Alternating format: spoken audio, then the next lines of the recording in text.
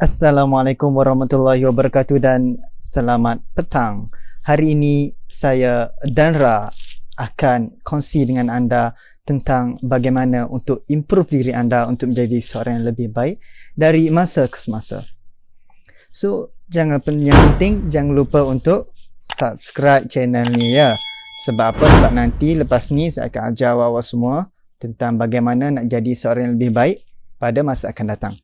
How to improve yourself.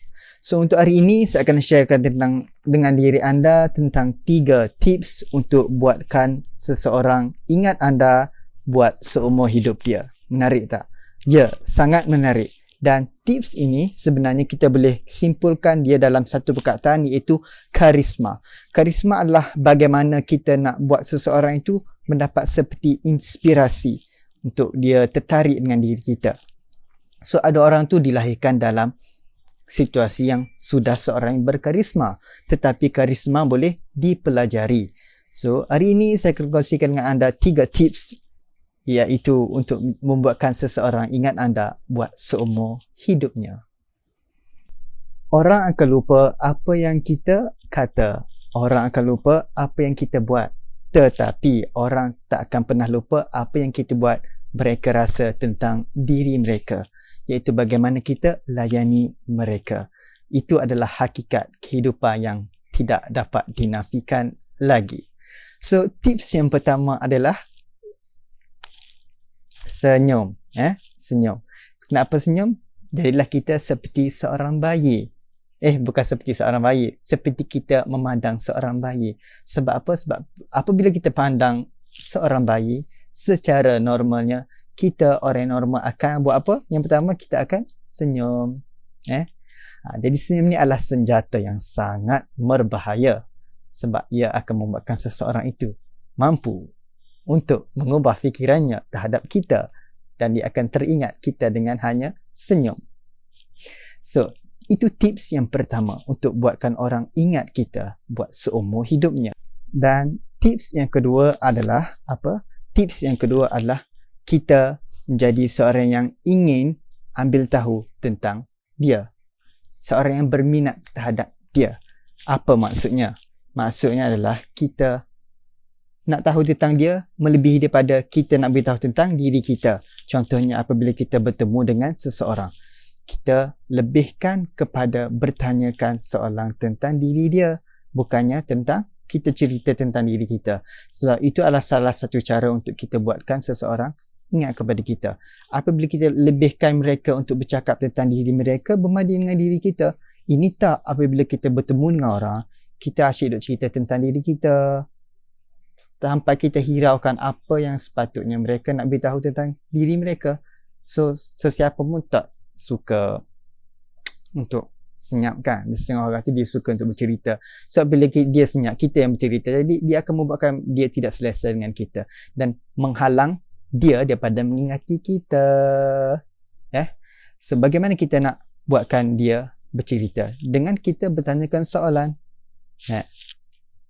Ada pepatah mengatakan kita boleh buat lebih ramai kawan dalam masa 1 bulan dengan kita membuatkan orang itu bercerita tentang dirinya, ataupun kita ingin menaruh minat terhadap diri dia, berbanding dengan 1 tahun masa yang kita spend, masa yang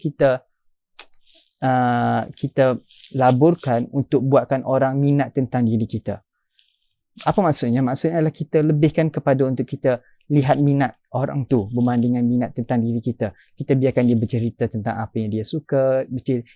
Sambil kita bercakap tu, kita senyum, kita mendengar. Jadi seorang pendengar yang baik adalah satu skill, satu kemahiran yang bukan mudah untuk kita perolehi, dan benda tu perlu kita latih.